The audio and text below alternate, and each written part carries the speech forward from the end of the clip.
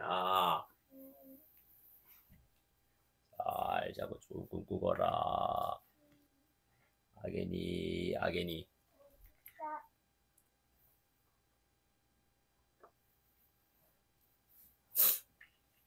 따뜻하지? 따뜻해, 따뜻하구만.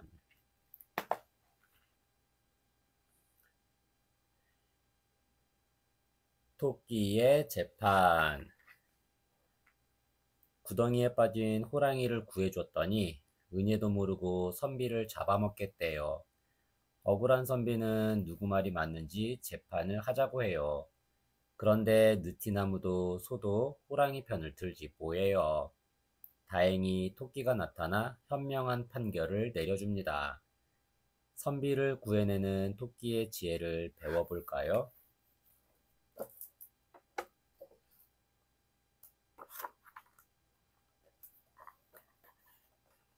옛날 한 선비가 산속을 지나가는데 어디선가 애절한 울음소리가 들려왔어. 어흥, 살려주세요.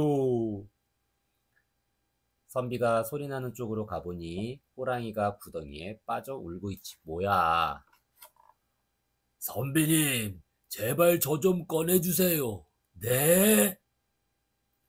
꺼내주면 나를 잡아먹으려고? 선비의 말에 호랑이가 펄쩍 뛰었어. 설마 그럴 리가요. 절대 잡아먹지 않겠습니다. 선비는 호랑이 말을 믿고 기다란 통나무를 구덩이로 내려주었어. 호랑이는 통나무를 타고 냉큼 올라왔지. 그런데 호랑이가 땅을 밟자마자 기지개를 쭉 켜는 거야. 어흥, 답답해서 혼났네. 호랑이는 어슬렁어슬렁 선비에게 다가왔어. 며칠 동안 굶었더니 배고파 죽겠구나. 일단 너부터 잡아먹어야겠다. 선비는 까무러칠 뻔했어. 아니, 은혜도 모르고 날 잡아먹겠다고? 흥, 호랑이보다는 사람이 더 은혜를 모르지. 그러니까 사람은 다 잡아먹어도 돼. 선비는 다급하게 외쳤어. 잠깐! 이렇게 잡아먹힐 순 없지. 누가 맞는지 재판을 해보자. 좋아, 얼마든지. 호랑이는 자신만만하게 고개를 끄덕였어. 선비는 주위를 두리번거렸어. 마침내 구덩이 바로 옆에서 느티나무가 끄덕끄덕 졸고 있었지. 느티나무 선생, 내 말 좀 들어보시게.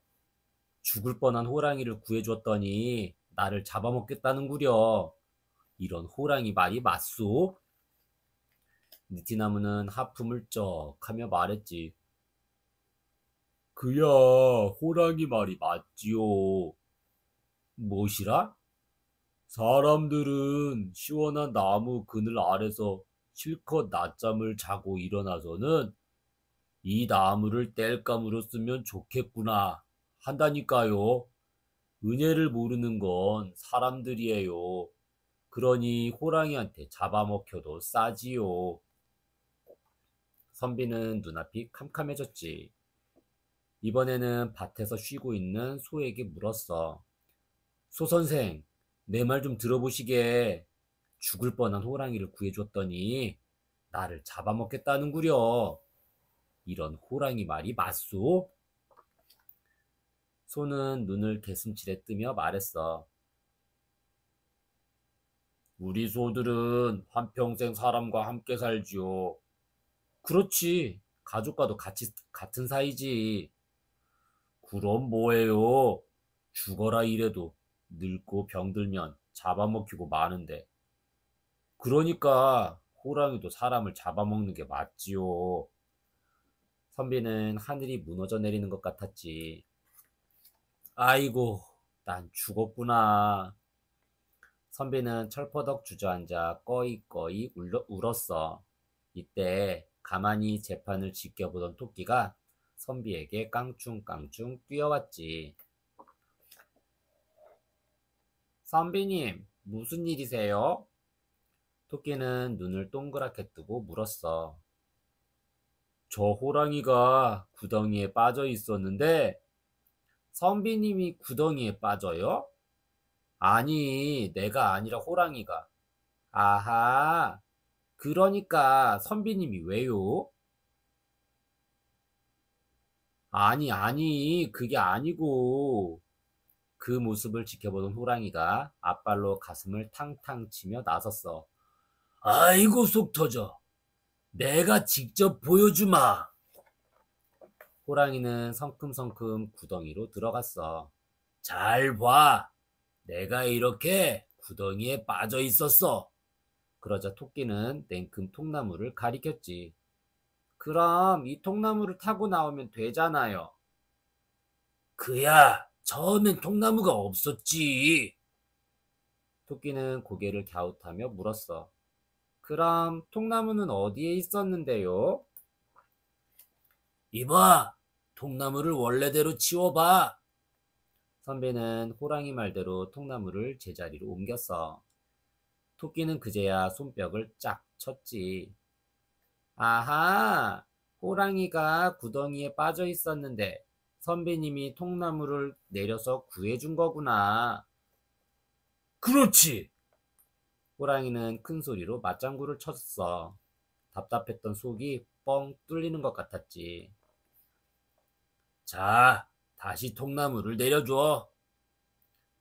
호랑이님, 정신 차리세요. 은혜도 모르는 호랑이를 누가 구해주겠어요? 토끼는 혀를 날름 내밀며 말했어. 호랑이는 그제야 속은 걸 알고 발을 동동 굴렀지. 고맙다, 토끼야. 정말 고마워. 선비는 토끼에게 몇 번이나 인사하고 다시 길을 떠났더란다. 도와주지 마세요. 은혜를 모르는 호랑이입니다.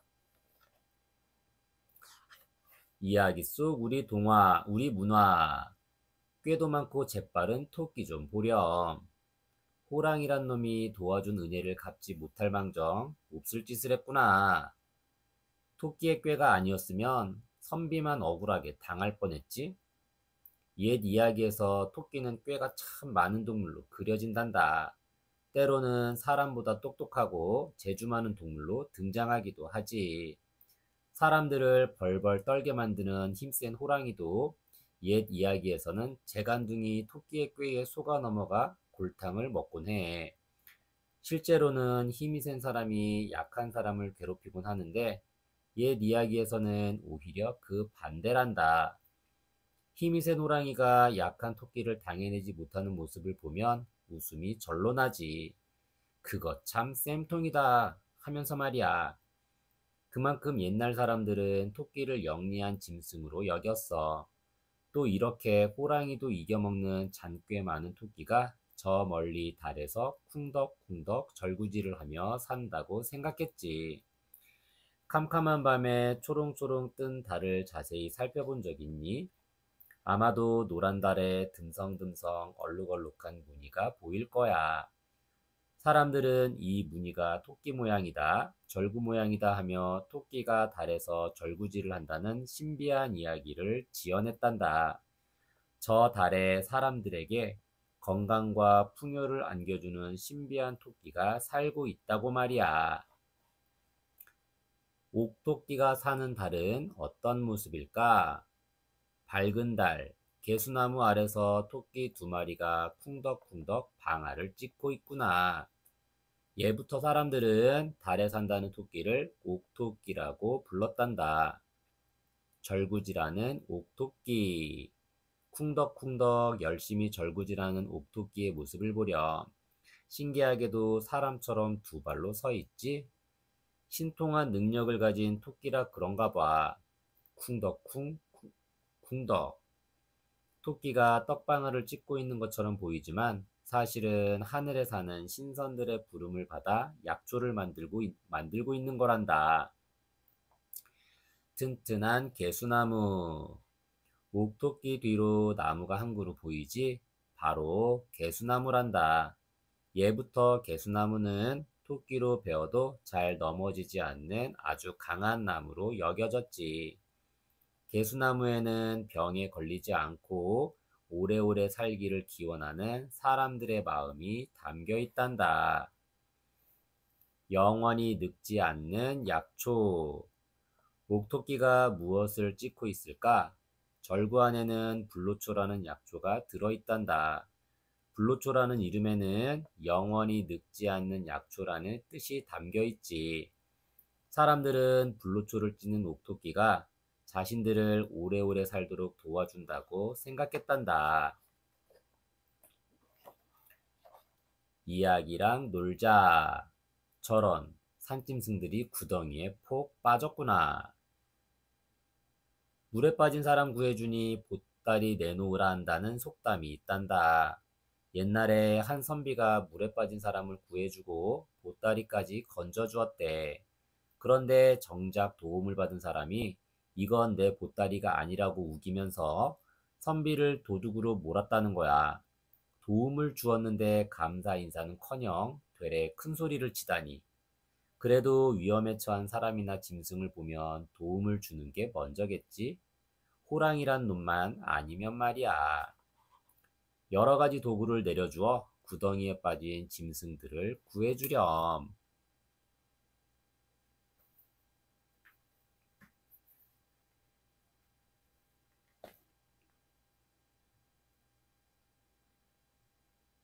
팥죽 할머니와 호랑이.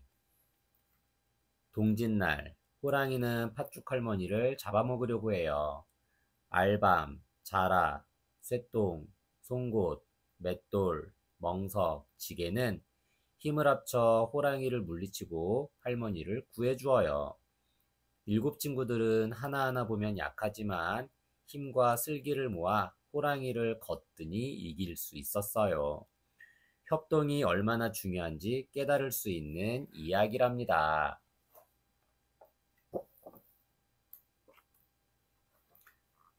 옛날 어느 산골에 할머니가 살았어.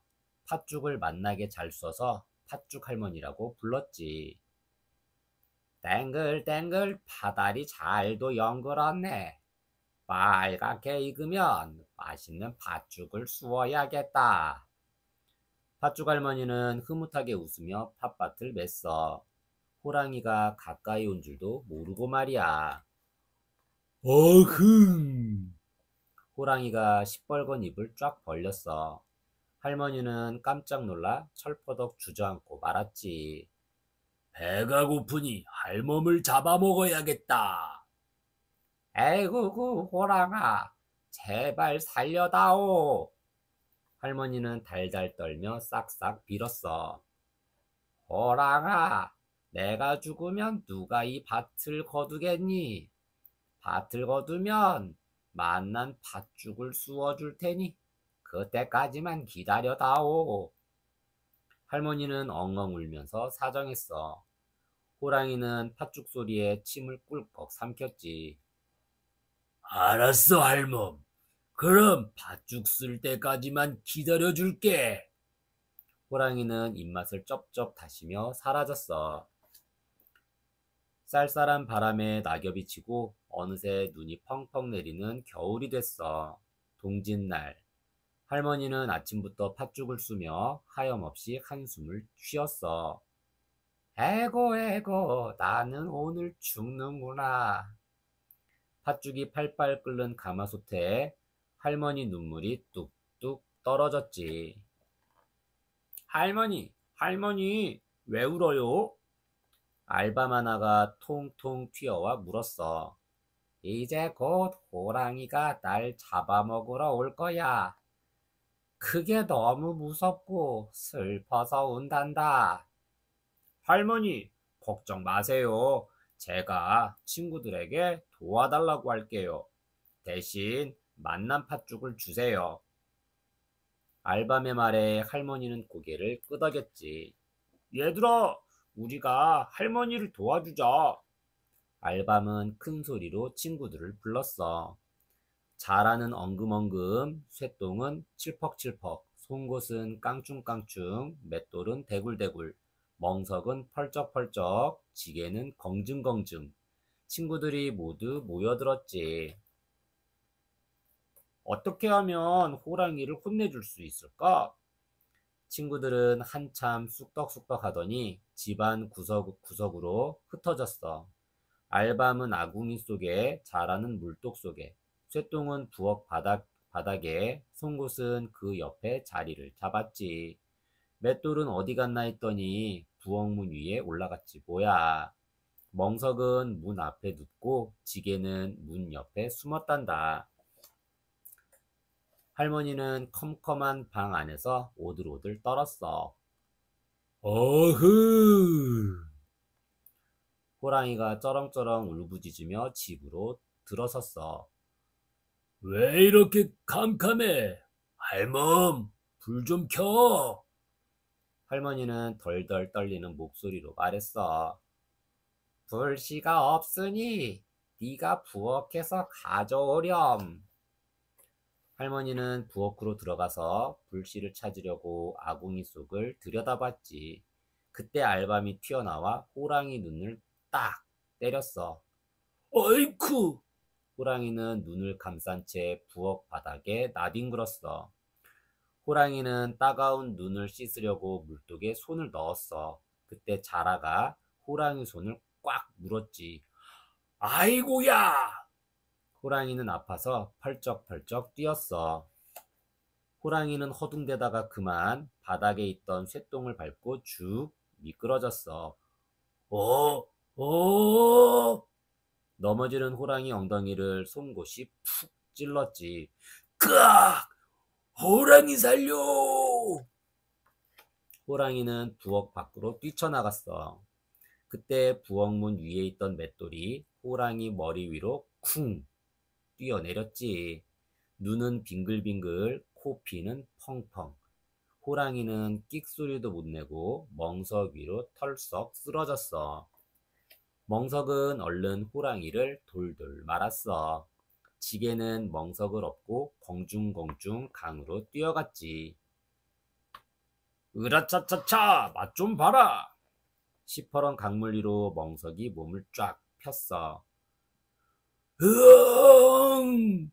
호랑이는 차가운 강물에 풍덩 빠졌지. 얘들아, 너희 덕분에 살았구나. 정말 고맙다. 내가 해마다 맛난 팥죽을 끓여주마. 할머니는 환하게 웃으며 친구들에게 팥죽을 나눠주었어. 알밤, 자라, 쇠똥, 송곳, 맷돌, 멍석, 지게는 호호 후후 입김을 불며 냠냠쩝쩝 팥죽을 먹었단다. 나도 팥죽 먹고 싶었단 말이야. 이야기 속 우리 문화. 동짓날에는 꼭 붉은 팥죽을 먹으렴. 팥죽 할머니는 호랑이한테 잡아먹힐 뻔했지만 일곱 친구들이 도와줘서 다행히 살아날 수 있었어. 다 같이 팥죽을 먹으며 얼마나 기뻐했을까? 옛날에는 밤이 가장 길다는 동짓날이 되면 팥죽을 먹었단다. 밤이 긴 만큼 귀신들이 이곳저곳 돌아다닌다고 여겼거든. 그래서 귀신이 싫어한다는 붉은색 팥으로 죽을 쑤어 먹으면 나쁜 귀신을 물리칠 수 있다고 생각한 거지. 사람들은 보글보글 팥죽을 쑤어서는 방이나 마루, 심지어 장독대까지 집안 곳곳에 한 그릇씩 떠다 놓았어. 또 대문과 담벼락 곳곳에다 팥죽을 뿌리기도 했지. 그러면 귀신들을 쫓아낼 뿐 아니라 나쁜 일이 생기는 걸 막을 수 있다고 생각했어. 그렇게 하고 남은 팥죽은 이웃과 함께 배불리 나누어 먹곤 했단다. 사람들은 팥죽에 귀신 쫓는 힘이 있다고 믿어서 이사를 하거나 새 집을 지었을 때에도 팥죽을 쑤어 먹었어. 병이 나서 아플 때도 얼른 낫기를 기원하며 팥죽을 먹었지. 자, 돌아오는 동짓날에는 꼭 팥죽을 쑤어 먹으렴. 팥죽 덕분에 나쁜 기운은 사라지고 좋은 일만 생길지도 모르잖니? 명절에는 무엇을 먹을까? 동짓날에는 팥죽을 먹는 것처럼 명절 때마다 특별한 음식을 먹어. 명절날에는 명절날 먹는 음식에는 여러 가지 좋은 뜻이 담겨 있단다. 설날에는 떡국. 설날에는 가래떡을 납작납작 썰어 떡국을 끓여 먹었단다. 그러고는 올해도 한 살 더 먹었다며 기뻐했지. 긴 가래떡에는 오래오래 살고 재물도 쭉쭉 늘어나라는 뜻이 담겨 있단다. 정월 대보름에는 오곡밥과 나물. 정월 대보름에는 찹쌀, 조, 수수, 팥, 콩 5개의 곡식으로 지은 오곡밥을 먹었어. 오곡밥에는 농사가 잘 되길 바라는 마음이 담겨 있지. 또 9가지 나물을 먹으면 여름의 더위를 먹지 않는데. 단오에는 수리치떡. 단오날에는 쑥으로 만든 수리치떡을 먹었단다. 둥근 수레바퀴 무늬가 새겨져 있는 수리치떡을 먹으면 한 해를 건강하게 날 수 있다고 여겼어. 한가위에는 송편. 한가위에는 온 가족이 옹기종기 둘러앉아 반달 모양으로 송편을 빚었어. 예쁘게 빚으면 예쁜 아기를 낳는다고 했지. 오물조물 빚은 송편은 솔잎을 깔고 쪄서 먹었단다. 이야기랑 놀자. 나이만큼 새알심을 넣어 먹으렴. 팥죽은 팥 삶은 물에 쌀을 넣고 보글보글 끓이다가 찹쌀가루로 동글동글 빚은 새알심을 넣어 만들어. 팥죽을 먹을 때에는 새알심을 나이만큼 넣었단다. 그래서 동지 팥죽을 먹어야 한 살 더 먹는다는 말도 있었지. 설날에 먹는 떡국처럼 말이야. 이번 동짓날에는 새알심을 넣은 팥죽을 먹으면서 앞으로 아프지 않고 건강하게 지낼 수 있기를, 또 나쁜 기운을 허이허이 물리치기를 빌어보렴. 상 위에 친구들이 먹을 팥죽을 놓으렴.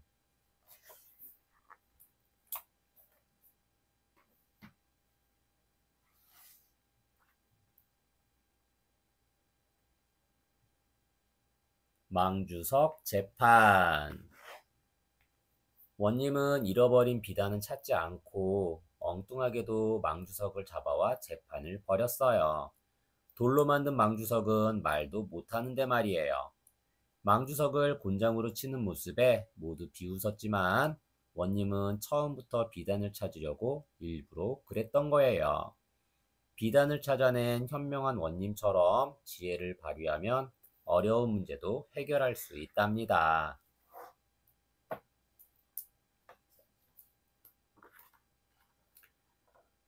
옛날 어느 고을에 비단 장수 이서방이 살았어. 이 비단을 다 팔고 와야지. 이서방은 좋은 비단을 잔뜩 꾸려서 이웃 마을로 장사하러 갔단다. 이서방은 산길을 오르느라 땀을 뻘뻘 흘렸어. 아이고, 다리 아파. 조금만 쉬었다 가자. 마침 저쪽에 소나무 한 그루가 보이네. 소나무 옆에는 커다란 무덤과 돌을 깎아 만든 망주석이 있었지. 이서방은 짐을 내려놓고 소나무에 기대 앉았어. 때마침 시원한 바람이 솔솔 불어와 깜빡 잠이 들었단다. 뾰로롱, 뾰로롱, 뻐꾸, 뻐꾸. 이서방은 새소리에 놀라 퍼뜩 잠에서 깼어. 그런데 어쩜 좋아. 비단 보따리가 감쪽같이 사라진 거야. 어? 내 비단이 어디 갔지? 이서방은 다리가 후들후들 떨렸어. 무덤가를 샅샅이 살피고 망주석 주변도 몇 번이나 둘러보았지. 하지만 비단은 온데간데 없었어. 이서방은 허겁지겁 산에서 내려와 지나가는 사람마다 붙잡고 물었어. 내 비단 못 봤소? 비단이 없어졌다오. 아이고 저런, 우리 원님한테 한번 가보슈. 어려운 일도 척척 해결해주는 지혜로운 분이라오. 이서방은 얼른 원님에게 달려갔어. 원님, 제발 도와주십시오. 마을 앞 무덤가에서 비단을 잃어버렸습니다. 참으로 딱하구나. 원님은 무언가를 골똘히 생각하더니 물었어. 비단을 잃어버렸을 때 옆에 누가 있었느냐? 아무도 없었습니다. 무덤 옆에 망주석만 덜렁 서 있었지요. 여봐라! 당장 망주석을 잡아오너라! 원님의 말에 모두 어리둥절했어. 뭐 어떠라느냐? 망주석에게 죄를 물을 것이다. 원님이 거듭 소리치자 포졸들은 우물쭈물 망주석을 잡으러 나섰어. 포졸들이 망주석을 꽁꽁 묶어 끌고 왔어. 망주석 재판이 열린다는 소리에 동네 사람들이 와글와글 관하로 몰려들었어. 원님은 망주석에게 엄하게 따져 물었지. 망주석 내 이놈! 너는 알렸다.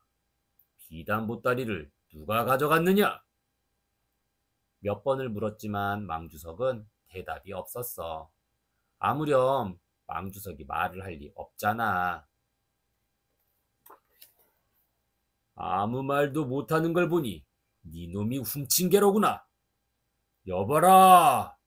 이놈을 매우 쳐라! 포졸들은 망주석을 엎어놓고 곤장을 치기 시작했지. 딱! 딱! 딱! 우지끈! 포졸들은 손이 아파 울먹울먹하고 곤장은 부러져 이리 튀고 저리 튀고 난리가 났어. 구경하던 사람들은 키득키득 웃어댔지. 바로 그때 원님이 짐짓 화난 듯이 말했어. 누가 감히 재판을 비웃느냐? 방금 웃은 자들은 모두 감옥에 집어넣어라! 구경하던 사람들은 화들짝 놀라 싹싹 빌었어. 아이고, 제발 용서해 주십시오. 그러자 원님이 이렇게 말하는 거야. 이렇게 말하지 뭐야. 비단을 한 필씩 바치면 이번만은 용서해 주마. 사람들은 비단을 구하느라 우왕좌왕했어. 도대체 비단을 어디서 구하지? 옆마을 주막에 비단 장수가 왔대요. 그리로 갑시다. 모두들 주막으로 몰려가 너도 나도 비단을 샀어. 으하하, 나는 이제 부자다. 옆마을 비단 장수는 신이 나서 떠들었지. 사람들은 비단을 들고 돌아와 원님에게 바쳤어. 원님은 이서방에게 비단을 살펴보게 했어. 이럴 수가, 이건 제 비단입니다요. 그러자 원님은 사람들에게 물었어. 이 비단을 어디서 샀느냐? 옆마을 비단 장수에게 샀습지요. 원님은 큰 소리로 명령을 내렸어. 그놈을 당장 잡아오너라. 포졸들은 주막에 있던 비단 장수를 잡아왔어. 원님은 쩌렁쩌렁한 목소리로 꾸짖었지. 남의 비단을 훔치다니 네 죄를 네가 알렸다. 옆마을 비단 장수가 바로 도둑이었던 거야. 비단 도둑은 원님 앞에 엎드려 싹싹 빌었지. 원님, 이 은혜는 죽어도 잊지 않겠습니다. 비단을 되찾은 이서방은 넙죽 절을 올렸어. 원님은 사람들에게 비단값을 돌려주었지. 역시 우리 원님이 최고야. 마을 사람들은 모두 원님의 지혜에 감탄했단다. 이서방은 기쁜 마음으로 다시 비단 보따리를 치고 길을 떠났어. 이 마을 저 마을로 비단을 팔러 다니며 지혜로운 원님 이야기를 들려주었단다. 이야기 속 우리 문화. 억울한 일이 생기면 어떻게 할까? 잃어버린 비단도 되찾고 도둑도 잡았네 그려. 이게 다 현명한 원님이 지혜롭게 재판을 한 덕분이지 뭐야. 옛날에는 물건을 도둑맞거나 억울한 일이 생기면 고을의 관할을 찾아갔어. 현명한 원님이 백성들의 이야기를 찬찬히 듣고 속 시원하게 해결해 주셨거든.